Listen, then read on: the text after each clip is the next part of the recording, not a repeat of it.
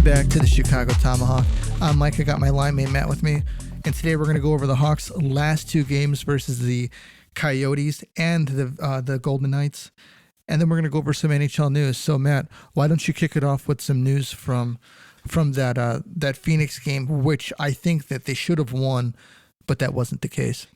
Yeah, they gave up a goal early, and then they gave up another goal late in the first period, so they were pretty much chasing the game.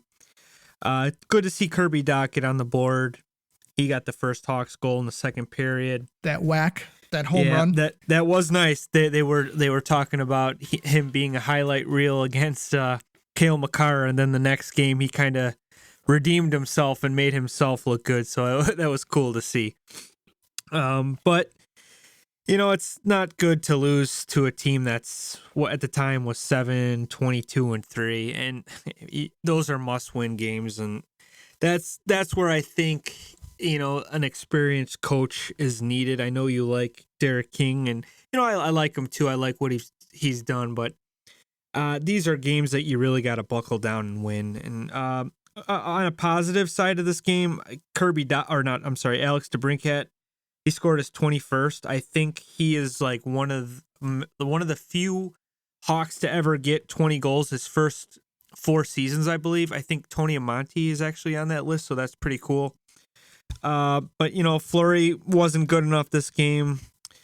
And I know that the next game was obviously a big deal for him in Vegas. So I think he was kind of looking ahead, in my opinion. Sure. But I'll let you go over Vegas. I wish we could have got 2 points. Obviously, it would be a good 2 points to get against the Coyotes, and then obviously we beat the Knights. It would have been a nice 4-point little stretch we could have got here, but we did not. You know, and the one thing I wanted to mention about the Yotes game was that, you know, the Hawks really, I think, shot themselves in the foot with some bad penalties. And I think if they wouldn't have made these penalties, you know, there was a chance that they could have won that game. But, you don't want to be your own worst enemy, especially when you're trying to chase a playoff spot, which I believe they are trying to do. Can they accomplish it? It's as time is going on, you know, they're getting low on time. So if they're gonna do it, they need to go on a big run here, like right now. Moving on to the Knights, you know, this is the first time, you know, Fleury was playing his old team, the Golden Knights. I thought that he played really, really well. He let in that first goal in, and then after that, it was lights out, man. I think that the Knights put together a really solid game. I think that they played 3 good periods as a team. The Hawks, on the other hand, I think that the first 13 minutes of the first period was had much to be desired. But then they kind of turned it around. And then what's been the case recently, they put in a solid second and third period. What I really liked about this game was after they got the go-ahead goal and we got into the third period, you know, they seemed to be trading, not I don't want to say blows with Vegas, but, you know, they were playing with them and they were keeping up with them. And then when we got to about 7 to 6 minutes in, they shut them down, and they didn't let any goals go by. And to be honest with you, Vegas really didn't have many, I would say, really good high danger scoring chances at the end of the game, because I think that the Hawks defense played really well. It seems the last, from what I have seen, when they played the Knights, they seem to be closing down passing lanes again, and I like to see that. I like to see that happening. So it was a big win, I think, for us, because we lost that Phoenix game, which should have been a must win. But this Vegas game was more of a, where are we at in the league? You know, where do we stand? Can we beat these really good teams? You know, they took Colorado, which is a very good team, to overtime, and they lost by what could possibly be the goal of the season from Cale Makar when he undressed Kirby Dach. And it didn't matter who was there. You know, they would have been undressed too. And then they come back, they lose to Phoenix, and then they beat Vegas. So I think that it's good.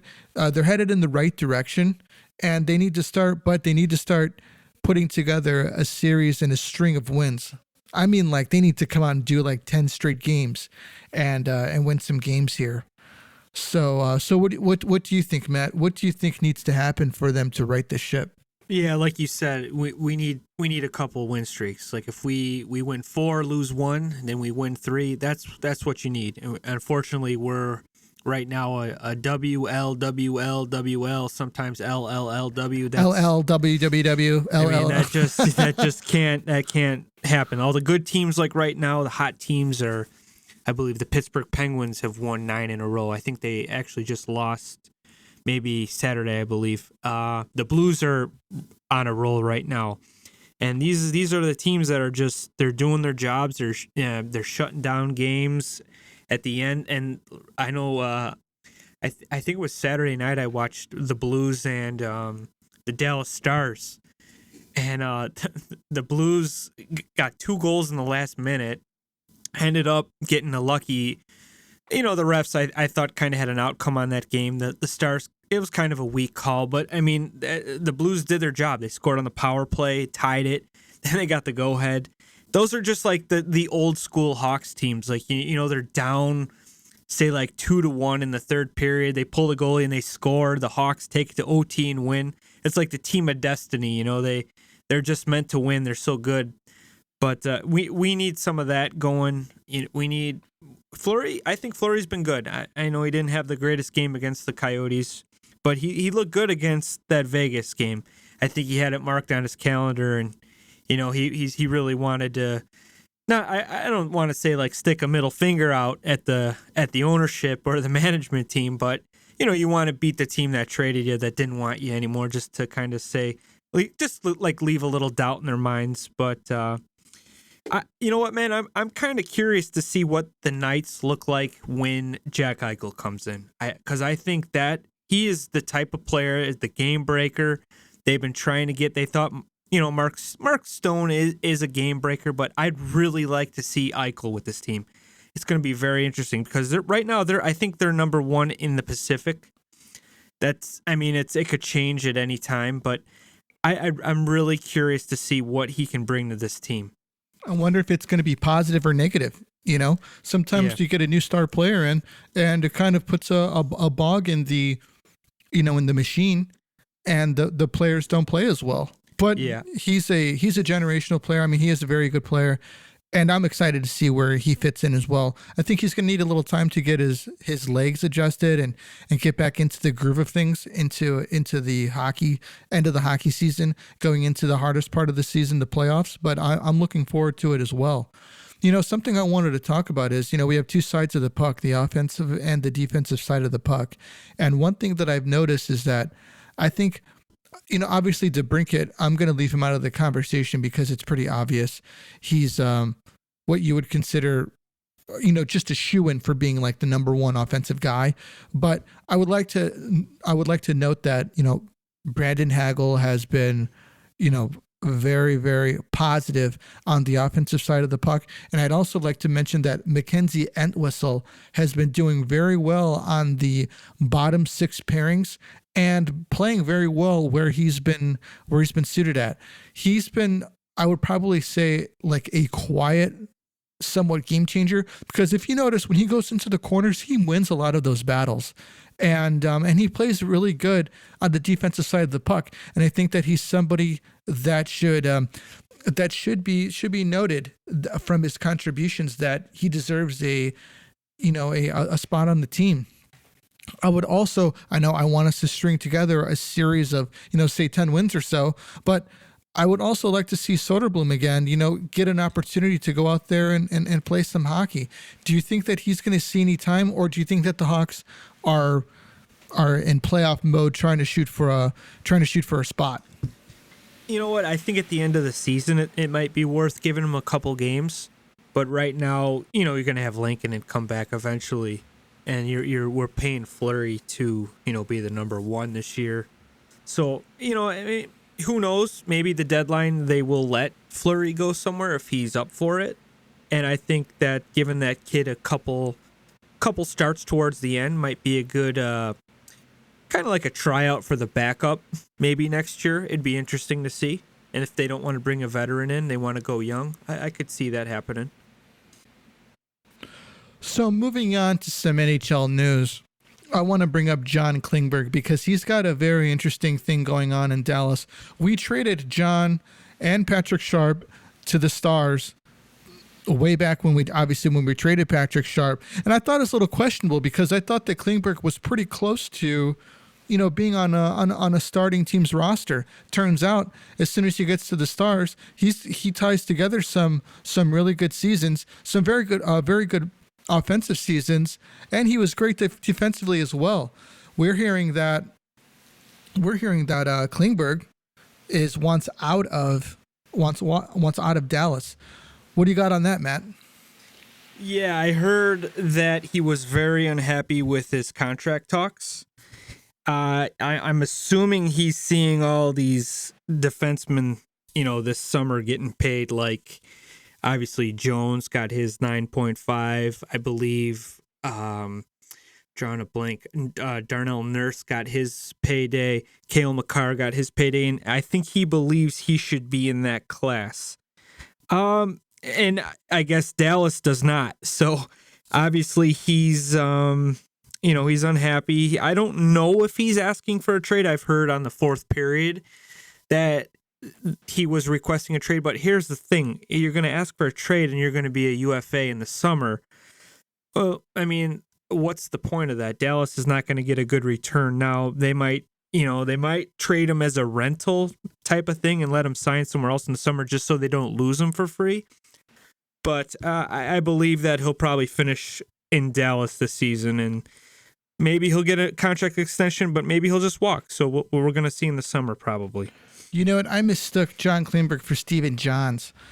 I don't know why I did that, but I was just trying to think to myself, like, hold on, was Klingberg on the Blackhawks or was it this other guy? And it was Steven Johns that was on it. Yeah. His name just popped into my head, and I was sorry about that. I thought you meant Clink Hammer. Remember him? Yeah, there was a Clink Hammer too. Yeah. It's like after a while, man, some of these names just kind of just start blending in with each other, especially some of these dudes. Believe it or not, this kid was a 5th-round pick in 2010 for Dallas, and you know what? He's got some pretty decent numbers, but obviously the last couple of years haven't been good to him, and he's going to be 30 next year. So I don't see him getting that 7-year, $8-9 million deal at his age right now. I think it's a little too late, For like, would you give him $8-9 million for like a 4-year deal or a 3-year deal? No. I think I'd give him close, maybe max 7.5, 3 years.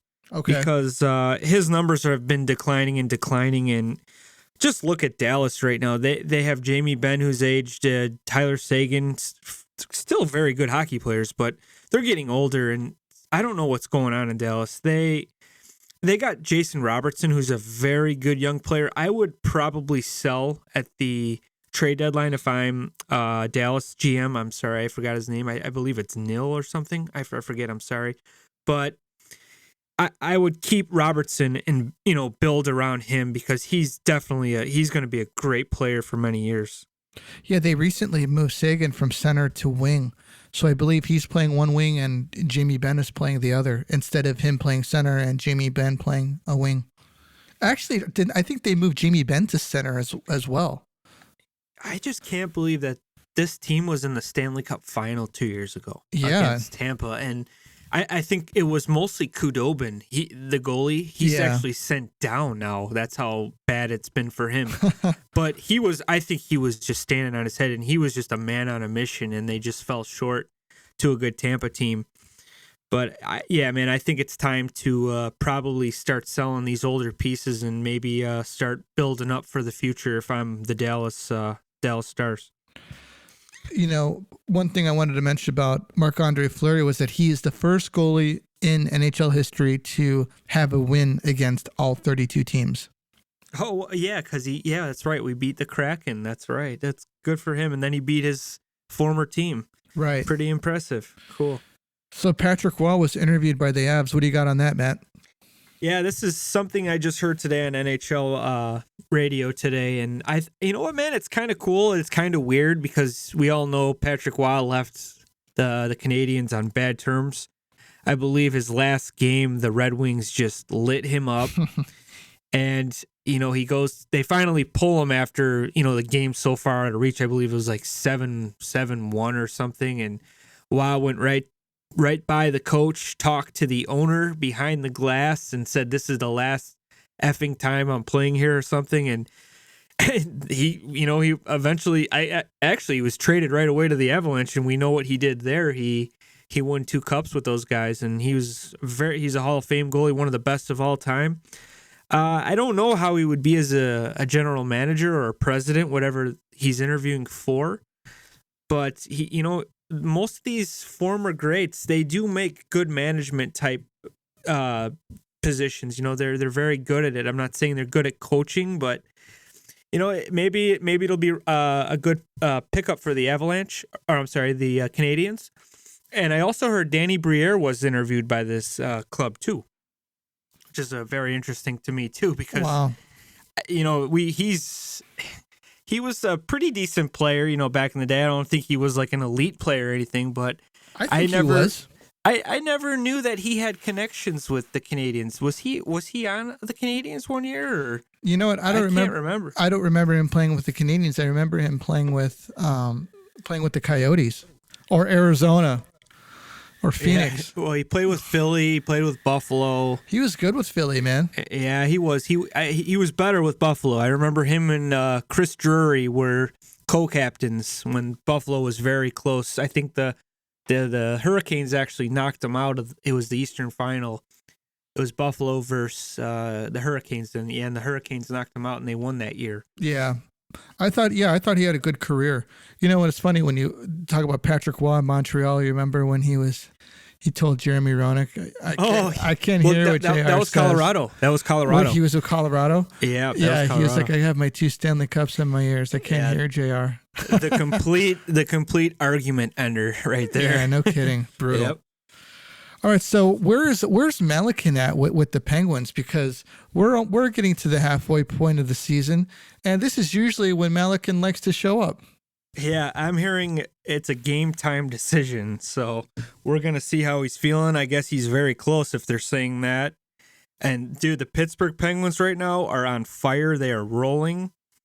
I think hopefully he doesn't ruin the chemistry. I don't think he's that type of player that would do that. But obviously, if you're putting Malkin in, you're sending somebody, to be scratched. So hopefully it doesn't ruin the chemistry. I think they should be okay. But it's the last year of his contract. It's gonna be interesting this year if they're gonna extend him or let him walk. I think they let him walk. Yeah, I think they don't have a choice. I mean, they have to let him walk because there's some good players on this team that are they're gonna want some cash soon. There's this kid named Rodriguez, I believe. I picked him up in fantasy. He is tearing it up right now, and I think he's on a line with Sid. Those guys are just playing great together. Evander Kane has been waived by the San Jose Sharks. Is this the end of Evander Kane in the NHL, or do you think that he's going to get a chance with another team? I don't know, man. This guy is just, it's so weird. Like he's not, it's almost like he wants to just do bad things all the time. And I could maybe see a couple years, maybe he'll say he's changed, man. Now he's got some help. Maybe a team would sign him cheap, but I don't think a team's going to want to touch that right now and get that bad press, Yeah, and considering he had a really good season last year, so it's not that he can't play. I think that maybe some of his off-ice issues really overshadow what he does on the ice. Yeah, it's a shame because you're right. He had a good year and he was really good with the Sharks. He earned a 7-year contract, a lot of money, I believe. Doug Wilson paid him, and he deserved it. He found a home there. He found some chemistry with all the players. Logan Couture, Brent Burns, Erik Karlsson, the forward. It gelled for him, and it looks like he found his home. And unfortunate off-ice stuff just it's killing him. The guy just, he should just hire someone to stay behind him and tell him what's wrong and what's right. Life coach? Yeah, life coach. Just, hey, nope, go inside, close the door, you're staying in all night, and stay off your phone. Yeah, it's really a shame, man. It's really a shame because he's got a lot of talent, but he just can't get it together. I remember back in the day, they showed him when the Blackhawks were in the Stanley Cup Finals, and he got to meet Kaner. He was with a few other guys at the time. He was with Sagan, I believe, as well, and they got to meet him. But moving on, Bertuzzi continues to score, man. This guy is really, really turning it up this year. I think that he felt that he needed to have a career year this year, and he seems to be a force right now. Where are you at with Bertuzzi? I'm a big fan of him, man. His face just looks like the hockey player face. He's got the long lettuce in the back. He's got the missing tooth in the front.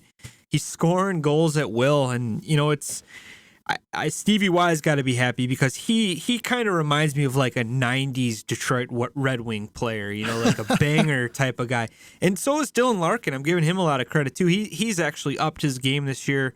They threw the C on him a couple seasons ago, and I think he's a great leader. I don't know if you saw the other night off the faceoff, he cross-checked Philip Deneau, and they just both dropped the gloves and went old school, and it was cool to see. But back to Bertuzzi, man, I really like this guy. I know like he's taking a lot of heat from the media and all that stuff, but whatever.